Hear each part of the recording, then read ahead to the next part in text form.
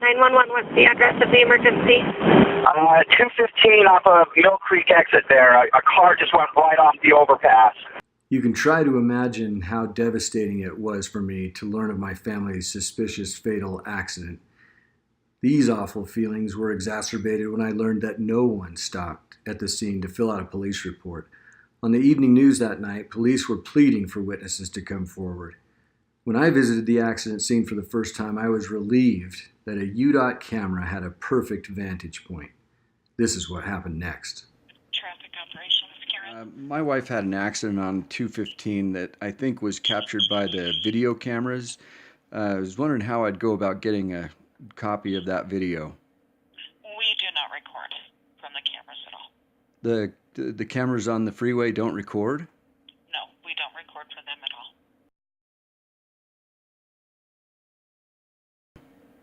We do not record from the cameras at all. The cameras on the freeway don't record? No, we don't record for them at all.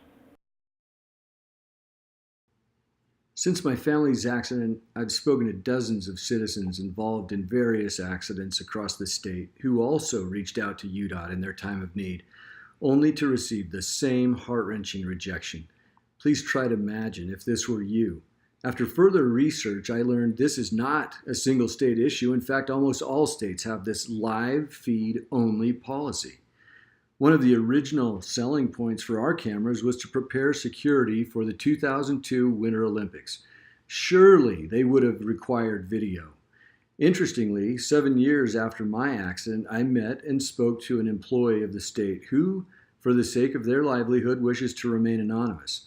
This person actually saw the video of my family's accident. I'm convinced that we need more transparency in the rest of the story.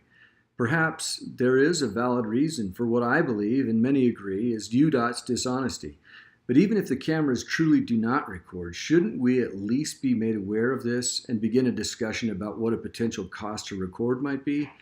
Without such a dialogue, it's impossible for me to believe that U.D.O.T. is truly interested in each of our family's safety. As our political process gets started this week with caucuses, I would encourage everyone to attend and participate. I hope that with current events in mind and armed with this specific example, government transparency will be a top priority for you and for those you seek to elect.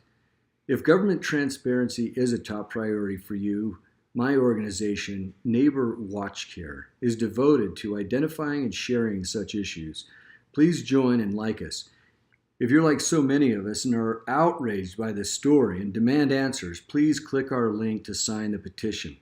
Of course, please share this important message with as many as possible all over the country and urge them to share it as well. We must be involved in our political process so we can remind our elected officials that not only are we watching, but we care.